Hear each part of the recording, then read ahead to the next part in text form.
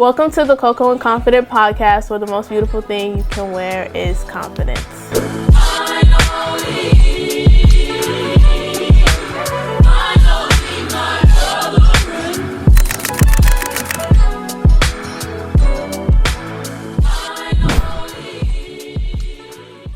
Welcome to the Coco and Confident podcast, where the most beautiful thing you can wear is confidence.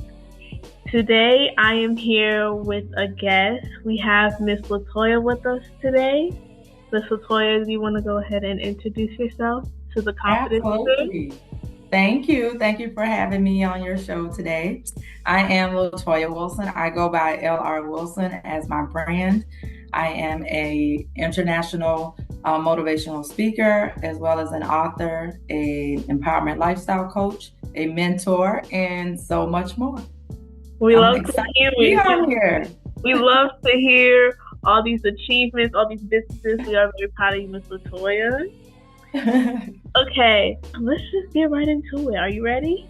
I am ready. Let's go, girl. Okay, Confidence Crew. We'll be talking about what happened to D.A.R.E. And D.A.R.E. means what happened to drug abuse resistance education. Yes. Today, we'll be talking about how can we as teens and how can you adults who have children have conversations about drugs, or how to go about talking about you or your child doing drugs. Today's discussion will be around how teens today are obsessed with drugs. Yes. We'll just be going right into the signs. How today, in today's world, a lot of people are ignoring the signs of teenagers and kids now doing drugs, and the fact that teens and kids are using drugs at a higher usage and at earlier ages. Yes. LaToya, did you want to go ahead and jump in? Sure, absolutely. Yes, the numbers are much higher than obviously when I was growing up. But in this day and age, teens and little kids, they are really just doing the absolute most. And they are doing drugs with any and everybody. Not to say that there's a safe way to do drugs, because they shouldn't be doing them at all. However, there's no discretion, and everybody is chasing after that very first high, which you will never ever get. That first high is something that's your first high. It's the first for a reason. So you'll never ever feel that again. And so what happens is kids and teens, they are searching for that. So they'll try any different drug that they can in order to get back to that. And it's detrimental to it's really your generation right now. Not to mention that marijuana is legal in many states now. So there's a lot that is going on with that. There's a lot of pushback as well, because anybody can buy it now. And that is causing problems not only in the homes, but also at schools, because there's literally not much that they can do because it's legal. And there are some areas where you can't smoke weed, and I'm glad about it.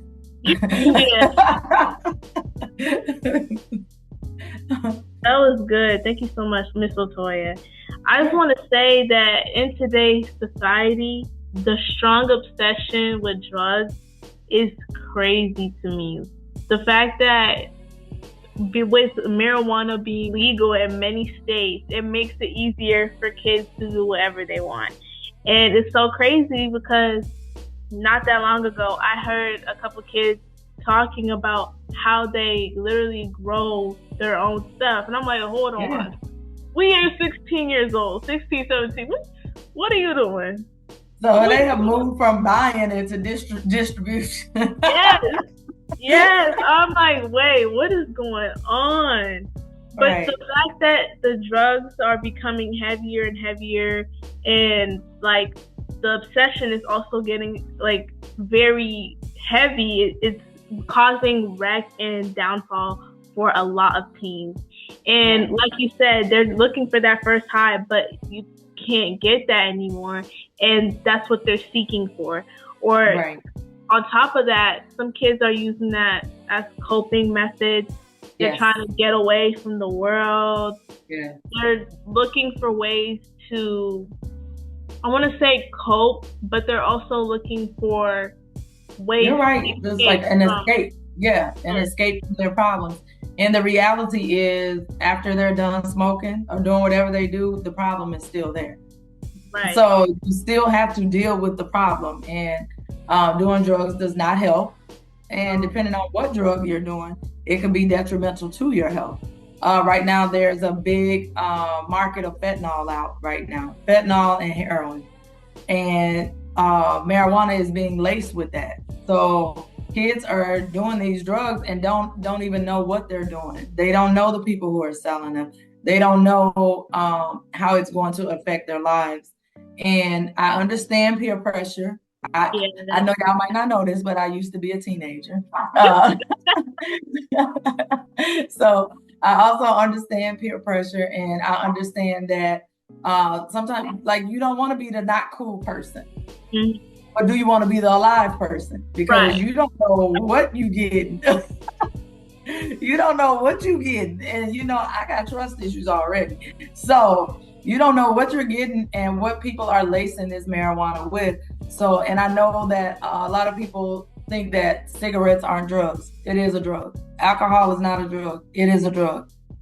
All of those are drugs. I know this is breaking news for everybody, but yes, cigarettes are drugs as well. And those also, now a lot of your generation have moved from the cigarettes, and then they're doing the vapes. So they're doing the vape instead of the actual cigarette. And what that does is break down your lung capacity, just like cigarettes do, if not worse, because of the pull you have to do to use a vape. So all of those are drugs, and I certainly would hope that people aren't using them, but we can only hope for it, because your generation, y'all something different. They are different. That's why I'm not gonna lie, I don't go to the bathroom as often as I should, because why do I see 20 girls putting the same vape in each other's mouths? Like, I can barely drink from the same cup as I can with somebody, and I'm supposed to go put from right. It's so crazy to me, because I don't share food. Like, when somebody asks, "Oh, do you want some?" I don't share food. I don't share drinks.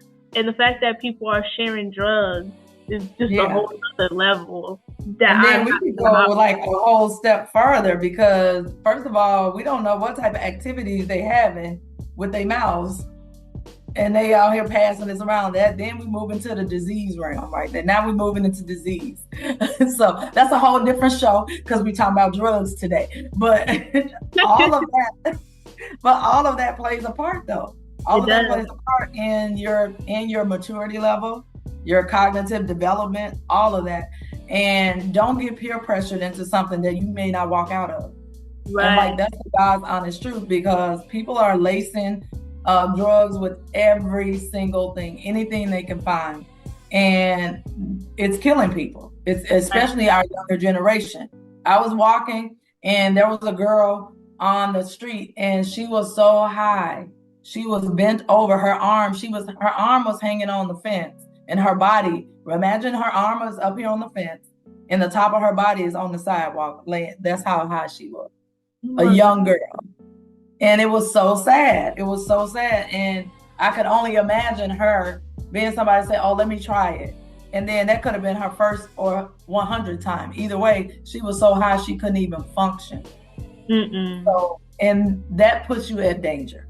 That puts you in danger right there, because you don't know what's going on. Especially, not to say males and females are different, but in that aspect, because using drugs is wrong on both of those levels. But as a female, out on the street, unprotected by whatever high is, I don't know what, and can't even defend herself if something were to happen to her.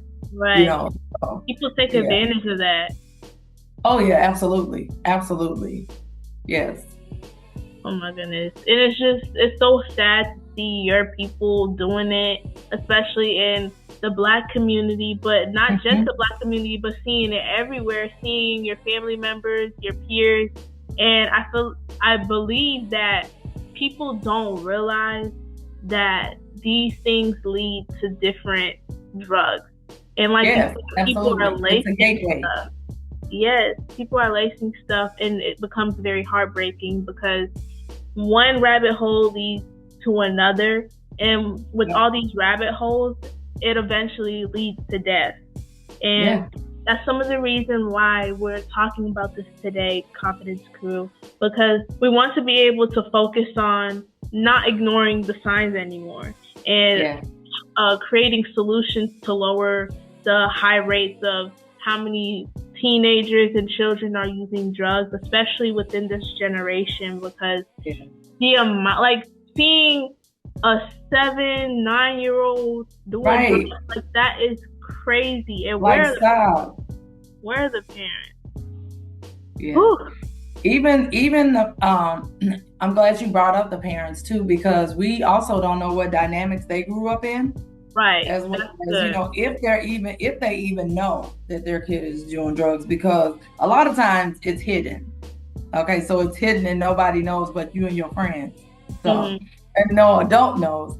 But I do have some ways to spot the signs of drug use as well. So when we get to that, we can talk about that too, as well as the behavioral changes that happen. So parents, guardians, whoever you are, or even other kids, you know, if you see your friends or your family members with these different signs and behavior changes, it could potentially be drug use. Right.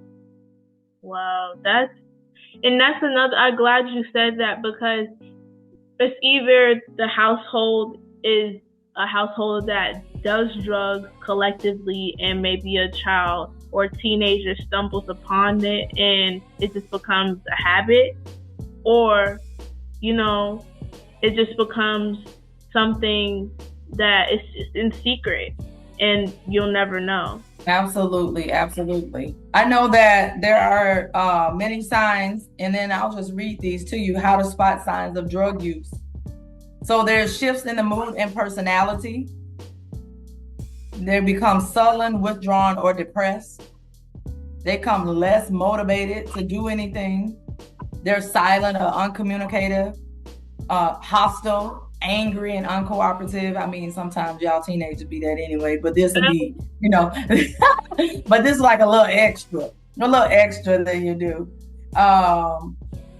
Another thing is, they said, deceitful or secretive, always got something going on that they're not telling you about. Unable to focus, a sudden loss of inhibitions. So they lose things that they used to love doing. Now they don't want to do it anymore.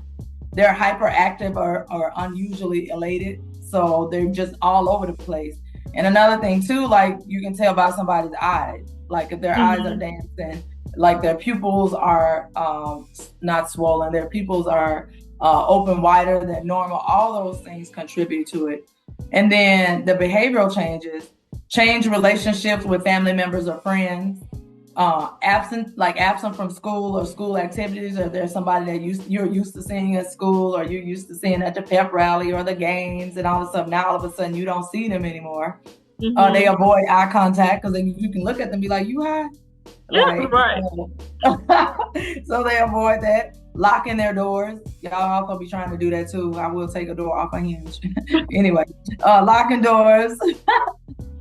Disappearing for long periods of time. So like you said, you can't even go in the bathroom because they like people are in there smoking vapes or whatever. So they're disappearing for a long amount of time. Depending on what they're doing or what drug they're using, they might not come back, you know.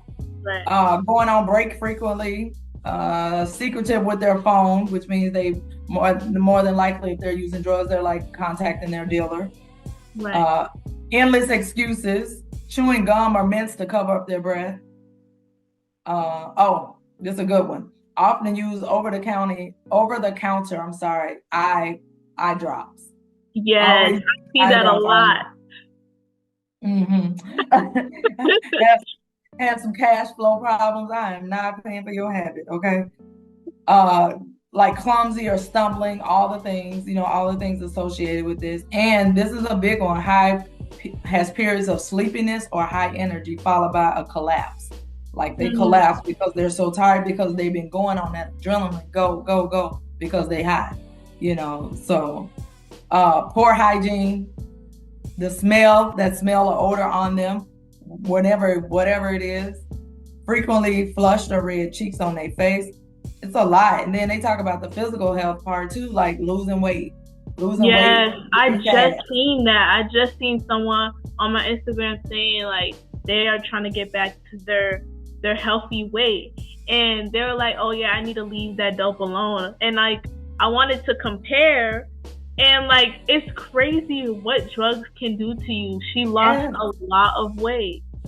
And she probably gonna lose her life, because what happens is if you lose too much weight, your body starts to try to like fix itself. Like, okay, like their organs start shutting down. Like there's so many other dynamics to drug use that people don't even know. Because when your organs start shutting down, then like that's part. Then you go like you said she lost a lot of weight, right? What it sounds like to me without even seeing it is like she's moving into the anorexia stage. Someone that sees themselves as fat, but they're not fat. So Yeah. that's another part of drug use, depending on what's going on in your life. Ooh, that was deep. That's deep. We're just gonna go right into our next topic. Our next topic is teen overdosing. Now, this is a good lead way from what we're just talking about, because we were talking about how kids today now are lacing drugs, mixing different drugs, and this also leads to teens overdosing from those same drugs.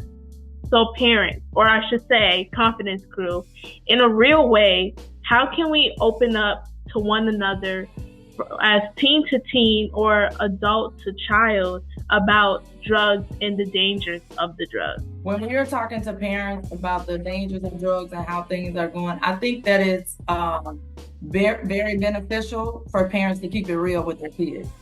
Yeah. Like, don't sugarcoat it, because the world would not sugarcoat it, and don't try not to be judgmental, because then you shut down. Not even as kids, even as adults, when somebody is judging you, you shut down, and then you don't want to tell them what's going on there.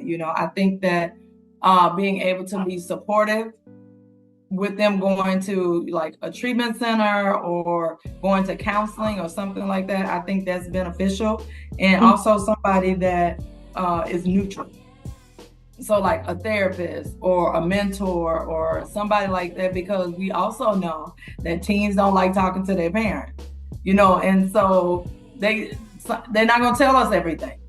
They're not going to tell us everything. So to have a trusted partner that that they can confide in, I think that's beneficial as well.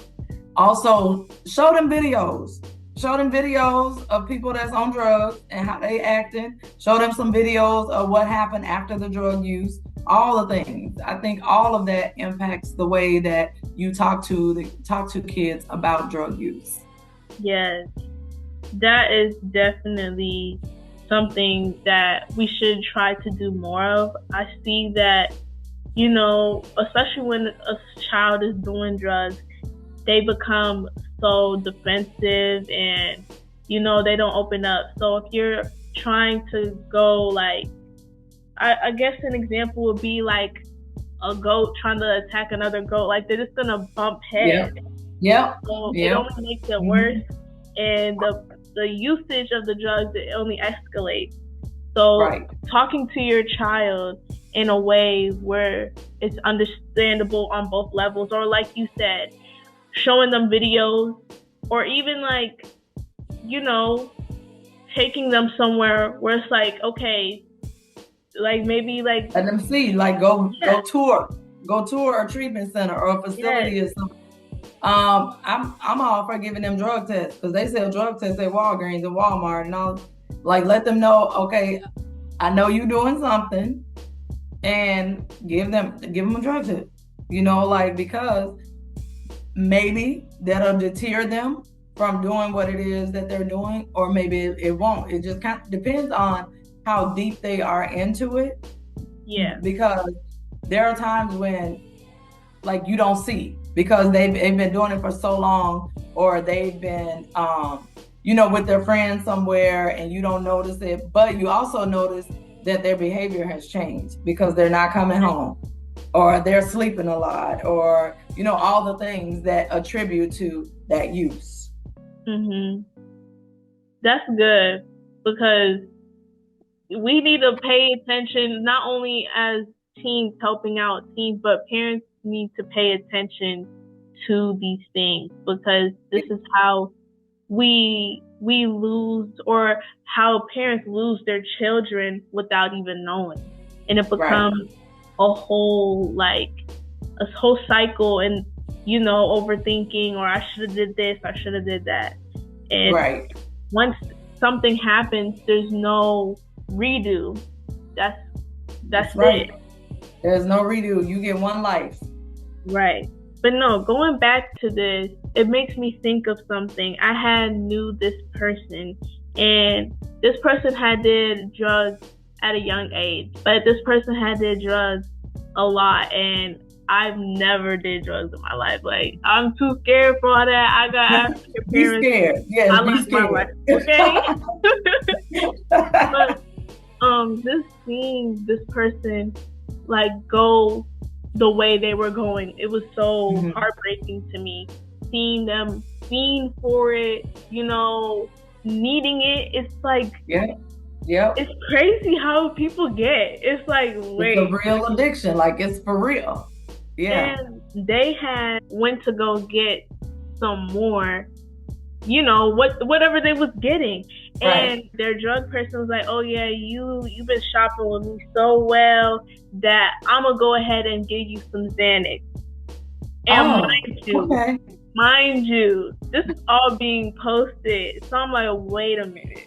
Okay, and you so immature posting it. Yeah. They were posting this, and I was like, wait, you wanted a vape. You wanted whatever you were getting. You wanted the weed, the vape, but they're giving you extra. That doesn't occur to you like, wait, I could be getting laced right now. Right, and exactly. This person had posted, and they were like, oh yeah, I'm so happy for real, this, that. And the next post was them in the hospital. I was like, oh my God. I started freaking out. I was like, oh my gosh. And I was just so afraid. I didn't know what to do. And we live far apart from each other. So it was like, what does one do in this situation? And thank God they're still alive. But it's just the thought, like, this could have led to an overdose. This person could have died. And this is what we're talking about. And also addicted to something new. Exactly.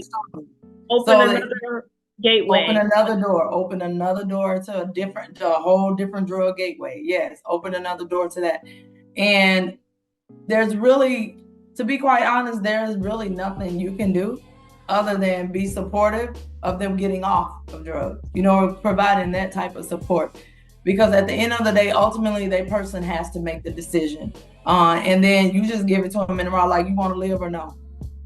Like, because that's, like, it's literally life or death when you're doing drugs, especially because you don't know what's out there these days. So it's literally life or death what you're playing with. You're playing with right now.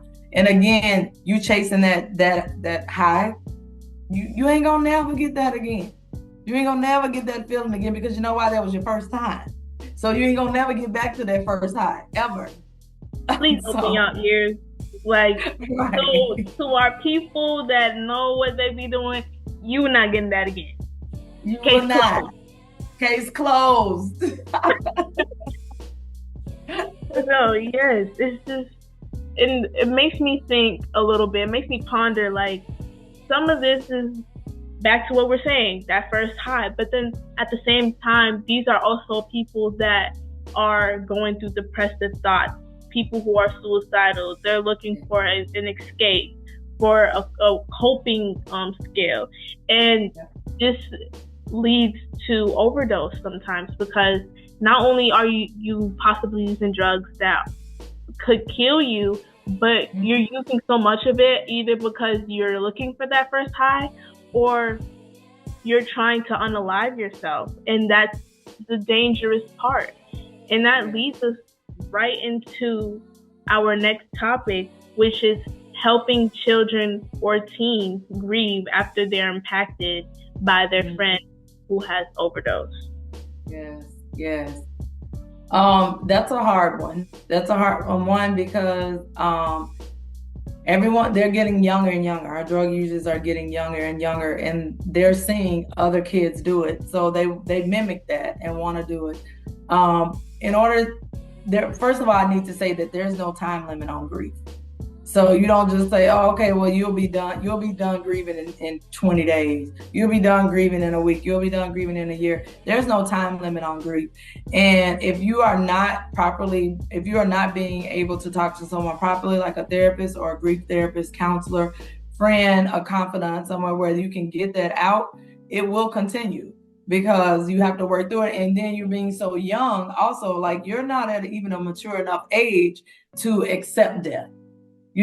And so when our babies are dying so young over drug uses and overdoses, all that, and the kids see this, they are impacted pretty much for life, because they're seeing this as a child, especially if they don't get any help, especially if they don't go to counseling or to a grief therapist or somebody that can help them get over the hurdle. Not get over the death, because that's disrespectful. You will never get over the death. However, there is a process that you can go through the grief and have somebody to support you along the way. So definitely need some grief counseling, somebody who is a neutral person. Like I said, teens don't always want to say, what's going on with their parents or guardians, but they can have a trusted adult that they can talk to and be able to help them get through their grief period.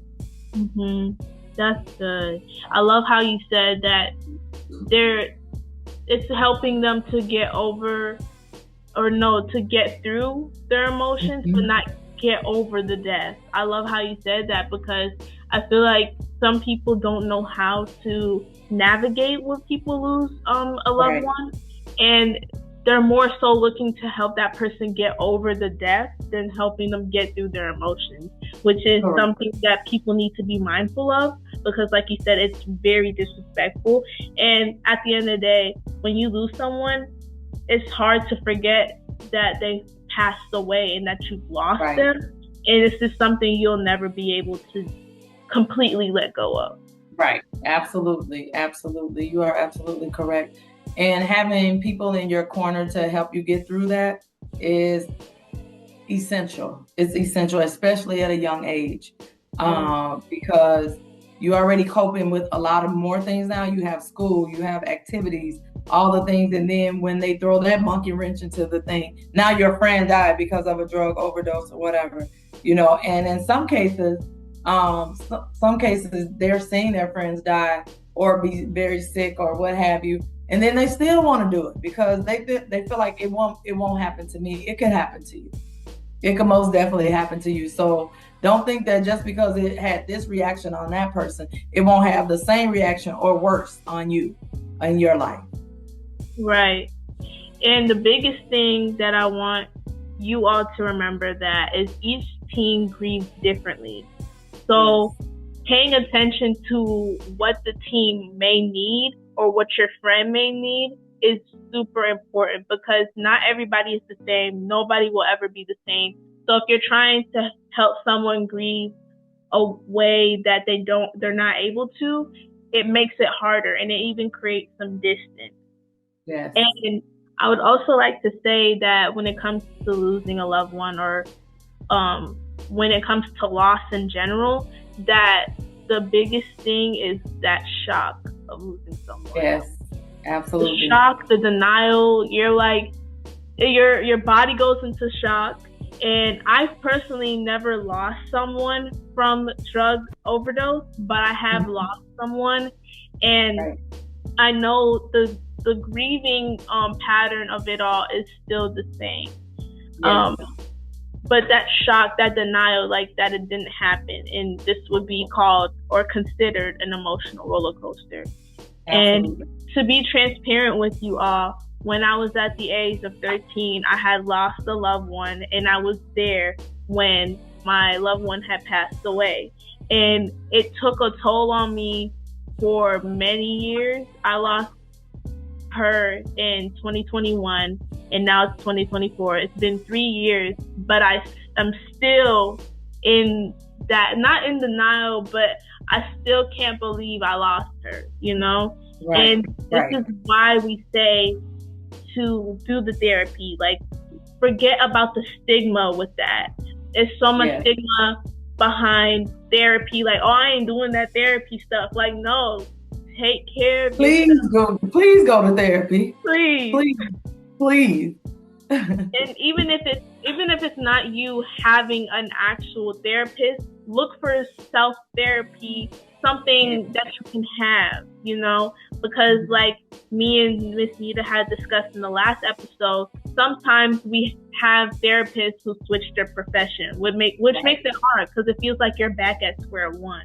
Right. And you got to start explaining everything all over again. Yeah, that's right. And if you don't have the option to go to therapy, which very few don't have an option to go to therapy, you can also journal. So sit and write it all out. Sit and write out your feelings. Get that book out onto paper. Yes. Please. Absolutely. And that is therapeutic in itself. If you're not ready to go and sit and talk with someone and tell them about what's going on, tell yourself about it. Sit down, journal it, write it out, so you can have that release. Yes. And we say this not because we're talking at y'all. We're trying to have conversation here. So whether you're watching or listening, please take this advice. Don't take it with a grain of salt. Like, take this in and see how you can apply it to your life. Because the reason why I love how Miss LaToya brought up journaling is because if you do not, these emotions will get suppressed and they will resurface. They will resurface and they'll hurt even more. And if you don't believe me, I don't know what to tell you, but it will hurt even more. Believe her. You'll be in a mindset where you feel like you're all alone, but this is why we're saying to take the steps that we're telling you. Yes, absolutely. So we're wrapping up here, but remember that this is when you do lose someone, whether it's from a drug overdose or losing someone altogether, do not blame yourself, because it only makes it worse and it causes you to get in this depressive state and constant mind, I want to say a cycle, like you're just constantly in your head and it just keeps overthinking. And I want to say this, if y'all need to listen when I say this, your emotions affects your body physically. It shows. Yes, absolutely. Absolutely. Yes. People don't talk about it a lot, but it does. And it's just something that we need to pay attention to altogether. Absolutely, because when your emotional and mental health does affect your physical health, because if you're not taking care of yourself, you're not moving around, you're not doing anything, and then things start to hurt and creep and crepe, and then you start getting stiff or you start gaining weight because you're not moving, and all those things are combined with the emotional and mental health. So please make sure that you are taking care of yourself emotionally, mentally, and physically. Yes, that was good. Thank you so much, Miss LaToya. Absolutely. All right, y'all. We are wrapping up here. But like I was saying, the one thing that I really want y'all to take away from this topic is to remember that your emotions come in waves. So don't think that there's something wrong with you, because you are simply just getting through the stages until you get to the final stage, which is acceptance. Yes. All right, Miss LaToya, would you like to go ahead and help me do this recap? What would you like the Confidence Crew to walk away from today's episode? Absolutely. I would love for the Confidence Crew to walk away knowing that you are supported and knowing that you can reach out to anyone that is a trusting adult in order to help you get to a place of clarity in your life if you are seeking to get out of the drug world. Also, I want the crew to walk away understanding that no drug is safe. We don't know what's happening right now. People are lacing things with everything. And then today may be your first day ever doing drugs, and it might be your last day. Might be your last. Oh it my might be your last. It might be your first last. Okay. And so also to make sure that you are supporting your friends and speaking to them about their drug use as well, because we want all of you to be safe. We want all of you to be alive. We want all of you to be able to tell the stories to your children also. So remember that you are loved, you are special, and don't let nobody talk you into nothing. Okay, if you don't want to do it, just say no. Just like it says, no means no. All right. All right. That was so good, Miss LaToya. That was so good. I hope y'all walked away with some. Take notes for sure on this episode, because this is good. Share this with people that you know need to hear this. Yes.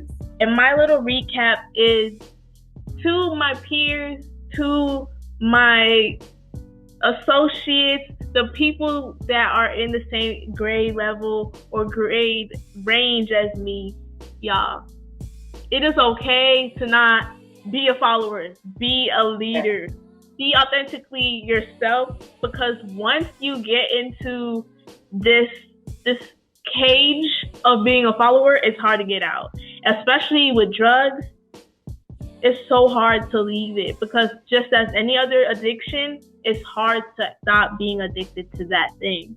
And I just want y'all to know that you don't have to do drugs to feel better, because once you get that first high, that's it. That's all. And that's all. Okay? And there's so many things out there that are healthy for you to do, and to be able to find who you are, to get to know yourself better, and as well as therapy. Find things that are therapeutic for you instead of turning to drugs. But that is all I had. Miss LaToya did her thing on today's episode. We thank y'all so much for watching. You could have been anywhere else in the world, but you chose to be here with us. Thank you for choosing, or I should say, thank you for joining the Coco and Confident podcast, where the most beautiful thing you can wear is confidence. We'll see you on our next episode, and we hope you enjoyed this one. Bye. Bye.